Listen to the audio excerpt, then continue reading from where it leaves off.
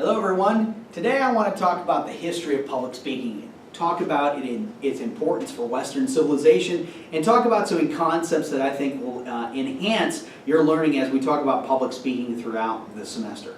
So when we're talking about public speaking, we're talking about something that has existed for a very, very long time, especially in Western civilization.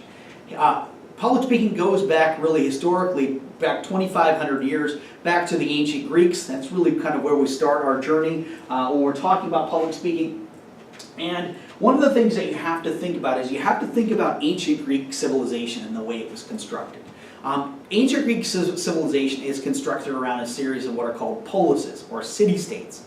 Now, city-states have their own different kinds of government, they have their own kinds of rulers, they have their own kinds of culture, they have their own kinds of construction. And as different city-states move to different forms of government, particularly democracy, when they go from being less of like a Sparta-like, warlike state, which is controlled by a king, and everything is handed down by, say, one or person or a group of other people, when you have people where you have to use your own words to discuss and solve problems, public speaking becomes more and more important. So when we're talking about it's important as Greek city-states evolve, specifically their type of government, certainly public speaking is important. Public speaking has its early roots in the study of rhetoric. When we're talking about a liberal arts education, which is what Bridgewater State University is, it's a liberal arts university. One of the three fundamental subjects of a liberal arts is grammar, logic, and rhetoric. Public speaking is an offshoot of rhetoric.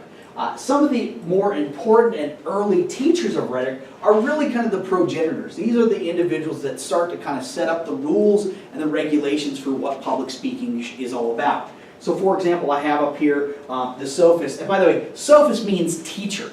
And I'll explain a little bit why it's important and some of the offshoots in just a second. But one of the most important early teachers of rhetoric is a guy by the name of Corax. Corax was on the island of Syracuse, and as Syracuse moved to more of a democratic system, Corax was one of the first people to talk about, well, where are we going to settle disputes when it comes to people arguing back and forth about property or crime or whatever. And as Syracuse and other states become more democratic, we find that in our own society, the where that we solve a lot of problems are in the courts. Corax is known for actually creating some of the first systematic rules for speaking in a judicial setting. That becomes important when we talk about the different kinds of genres of rhetoric.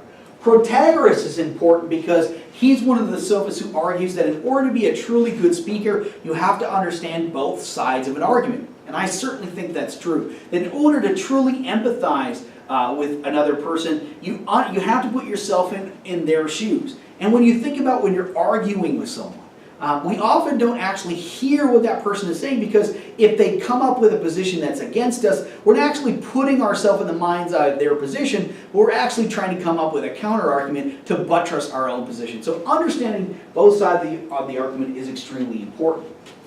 Gorgias is important for us understanding the beauty of the spoken language.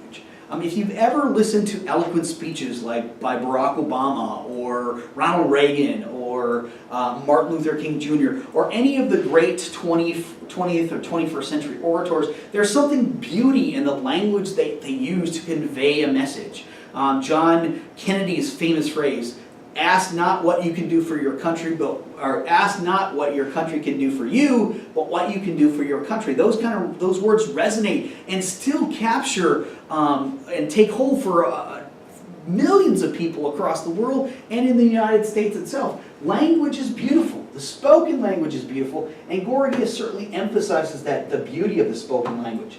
Isocrates is perhaps my favorite sophist. Isocrates is not the same person as Socrates, the person who drank the hemlock and tried to influence kids and all that other stuff. Socrates is actually important to rhetoric, but we'll talk about why that's important in just a few minutes. Isocrates is important because Isocrates actually starts to take a lot of these rules and package them into specifically a kind of a collegiate, or kind of the early form of what a collegiate setting. His academy actually becomes one of the primary places where people from all over the Greek world come to learn. And Isocrates dedicated his life to creating what he called citizen orators. Individuals who would learn kind of a broad-based education and then would go back to their city-states and influence and try to make their city-states a better place, make the lives of other people, be true public servants. And I fully admit that is one of the goals I have as a college instructor, to create a generation of citizen orators, people who go back to their communities and make them certainly a better place. When we're talking about, as we kind of go in, and one of the things, so when we're talking about the history of public speaking, one of the things that we have to think about is, think about the city-state of Athens. Okay, you've probably, if you've ever taken Western civilization or another history class, you might have heard about how Athens at its height was the pinnacle of democracy. Think of Athens like the United States. Athens is at the apex of its power around 400 BC, 430 BC, where everyone wants to come to Athens. Its greatest rivals are city-states like Thebes and Sparta. If you've ever seen movies like Sparta 300 or 300 or whatever it might be, you probably get an understanding of what's going on. But Athens is at a golden age. And so there are all kinds of different kind of immigrants coming to Athens, both workers, but also a lot of intellectuals. And a lot of those intellectuals come to Athens are sophists. And what they do is actually, a lot of these sophists, because Athens is the pinnacle of a democracy, these sophists actually go around to other individuals and they offer their services for education in two ways. One, they offer their services to middle class, upper middle class individuals to influence them by, one, saying that they would write their speeches for them. The word is known as logographer. The second thing that they do is they say to them, they say, you know what? If you give me a certain amount of money, I will teach you how to argue in any way that you can. In other words, I will teach you how to turn an argument to your advantage. Now the problem with that is that there are some people, like Plato, for example, who is a student of Socrates. He disparages the idea of public speaking. He disparages rhetoric. He doesn't like what's going on in Athens. He believes that when you are born, that you have a specific fixed notion of human nature. In other words, if you were born to be a ditch digger, that's all you're ever going to be. This idea that you can become, say, the king of a country, like the idea we have in the United States with the American dream, is fanciful. It doesn't exist. And what the sophists are doing is they're going to individuals who should know their place in society and saying to them, if you just give me a certain amount of money, I will be able to teach you how to rise in society, become an important person, to make arguments that other people will gravitate to, and you will be going outside of the station that you were born into. Plato looks at this and believes that that is a threat to his view of human nature and to society. Plato in general is not a fan of democracy.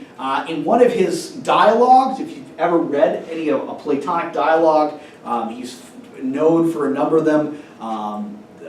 There's several of them. The one in particular we're talking about here is known as Gorgias, where he equates the idea of rhetoric is equal to the idea of cookery, meaning that all sophists and what all public speakers are all these people who are just kind of throw this stuff in a stew or a pie, and there's no art to it. There's no eloquence to it. There's no actual sophistication. There's no real substance to it. And people are teaching style over substance. And in doing so, these sophists are taking away individuals from the true pursuit of knowledge, the idea of truth.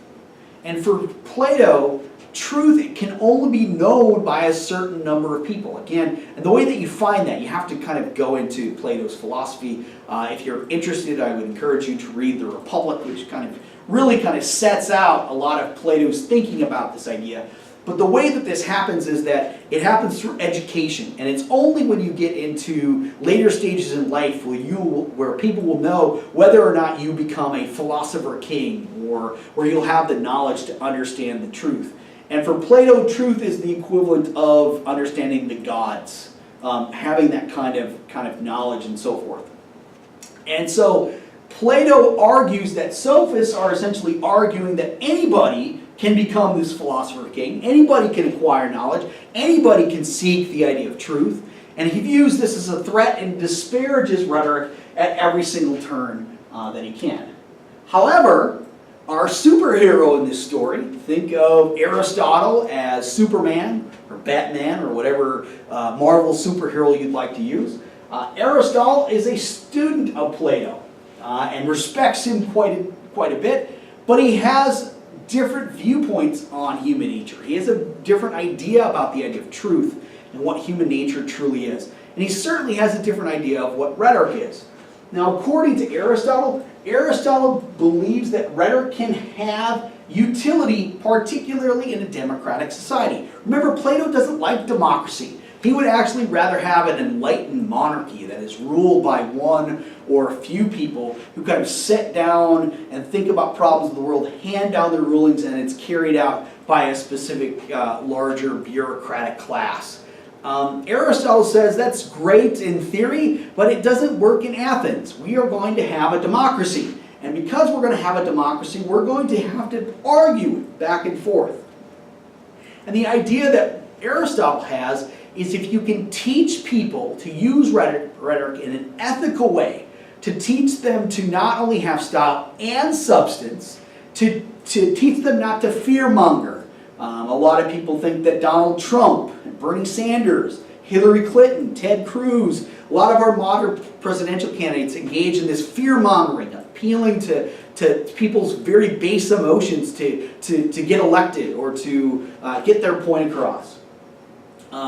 Aristotle wants a much more enlightened idea of public speaking, to use rationality, to use things in an ethical way, to teach people that if we can argue in an ethical way and we can agree to potentially disagree and come to some kind of central position, that rhetoric can certainly have utility.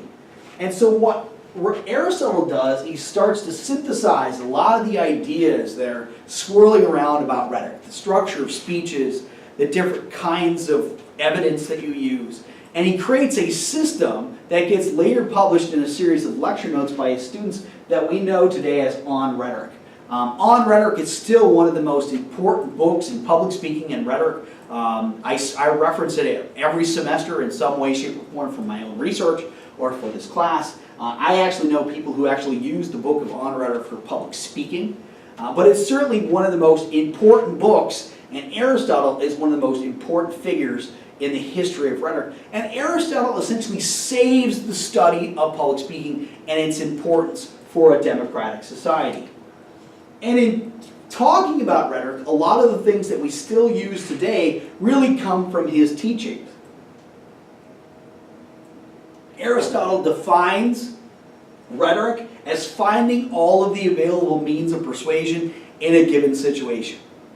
And essentially what that means is that in every situation there will be some specific means, some specific argument or angle or evidence that you can use to achieve persuasion. So for example, if you are a daddy's little girl and you want to use the car on a Friday night and you've been grounded by your mom, or you've gotten in trouble, what you might do is you might appeal to your father or your parent or your guardian in a particular voice. Daddy, please let me use the car. I promise I'll be better. Maybe you use logic to appeal to your parents about whether or not they should let you go on a trip or buy a car or whatever. The idea is that in every situation, a good speaker will be able to find that means of persuasion in order to achieve a particular end, whatever that might be. And that end could be in of itself education, but the good speaker will try to identify what those means of persuasion truly are. The most important types of evidence that speakers will use are what Aristotle calls proofs or artistic proofs. For them there are three, and these artistic proofs are really created by the rhetor or by the speaker. Rhetor is another word for speaker. Those artistic proofs involve ethos, pathos, and logos. You might have ran across them in your reading, or you might have ran across them in other classes. Logos is the study of logic. So if you take a look at a lot of commercials, for example, that promote a specific deal. Memorial Day is upon us once a year and so forth, and you have a lot of car deals. Why would you buy a car today when you could save 20% by coming into the dealership next week or 2 weeks from now or whatever it might be? Logically, it makes sense. You want to appeal to somebody's logic, save them money, and they are more enticed to potentially buy a product. Pathos is the study of emotion. One of the things that I will probably show you later on or have used in the past, I think one of the greatest forms of pathetic evidence or pathetic forms of commercials is when the ASPCA commercials, when they use Sarah McLachlan's Angel, her song in the background, and then they've got those pictures of those abused animals, dogs and cats and so forth. I can tell you right now that the ASPCA has certainly gotten a few $100s for me when I see this commercial. To the point now where a lot of us will turn that off because we're just like, oh, I don't want it. But those emotions tug at our heartstrings. It's not only pathos in terms of sadness, it could be happiness, it could be fear, it could be ridicule. There's a number of different ways to appeal to emotion. And ethos is the most important rhetorical proof, because ethos has to do with the idea of credibility. Ethos has to do with the notion of how you generate trust in some kind of speaker. When I introduce myself, at the start of class, I often talk about, I say my name is Dr. Jason Edwards. I'm an associate professor. I might give you a bit of a list of my resume. Not because that I'm trying to brag, maybe that's the reason, but more often it's to demonstrate that I have the chops in order to teach this class. I have an expertise in this subject. And the more credible you find a speaker, the more apt you are to believe their message. So for all you know, I could be blowing smoke. I could be totally wrong. I could be lying to you. However, you're taking this class thinking that the person teaching it has some kind of ethos and some kind of credibility. A lot of you, if you give ethos and credibility to, or give ethos to your parents, you don't believe that they're trying to, destroy you in some way, shape, or form. You believe that they're out to help you. They have some kind of credibility in their lives. One of the final things with regard to that also come from Aristotle are what are known as the canons of rhetoric. And the canons of rhetoric are really, I like to think of them as the building blocks for a speech, because a lot of the canons of rhetoric are still applicable to this day. The first canon is known as invention. I like to think of invention as a lot of the substance that you're going to use, the meat of your speech, a lot of the evidence that you're going to accumulate, the kind of credibility that you're going to show, the different kinds of appeals you're going to use. It's kind of the meat about the evidence and the materials that you gather, the arguments that you make, and kind of outlining those notions. Organization is certainly important. We'll talk about different organizational patterns later on as we move forward. But certainly having a clear, coherent organizational pattern and not having it meander depending on how you're trying to structure your speech is important. Style is certainly important. Style has to do with the different kind of language you use.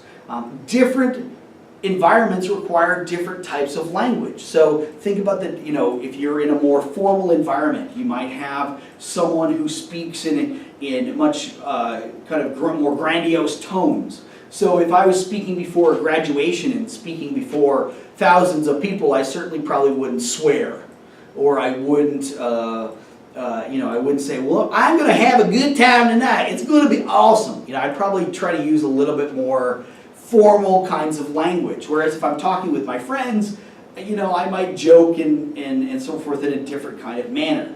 Different style of speaking depending on the situation. And it's up to the speaker to determine what that occasion is. Delivery. Certainly delivery is important. Delivery has to do with the idea of eye contact, gestures, movement, using your body, or using a whole. We'll talk about the importance of different kinds of delivery as we kind of move forward. I don't want you to get so much. The problem is students often get hung up on delivery. They focus on more than that, than the substance of the message. I want you to focus more on the idea of invention when you're doing your speeches rather than delivery, because delivery, substance is really what we really want to focus on. And the fifth canon is known as the lost canon. It's the idea of memory. And the reason why it's called the lost canon is because in ancient Greece, the way that you communicate was through memorized speeches. Writing is extremely expensive. Not a lot of people actually know how to write. They know how to put and understand language. But everyone knows how to speak. Everyone can speak the language. And in doing so, the way that you communicate and you pass down stories is through an oral environment. If you think about the books of the Bible, or if you think about the story of the Iliad and the Odyssey, all of those stories were actually passed down orally first before they were written down some 3,000, 3,500 years ago. We have clear evidence that a lot of these stories, the books of the Bible, were told long before they were actually written down. And whoever the storyteller is for that particular tribe or for that particular community has a very, very important position, because they are the repository of all of the memory of that particular group. Now, memory can be found on the internet, and that's why we often think of it as the lost canon. You don't see a lot of people memorizing their speeches anymore. Although I think it's important because it demonstrates true polish, but it's not something that we really want to kind of explore. Okay? That really kind of summarizes the ideas when it comes to the history of the building blocks of public speaking. I hope you will go on and listen and talk about the next lecture, the next unit, as we kind of move forward. If you have any questions about the history of public speaking, I hope you will contact me at your leisure.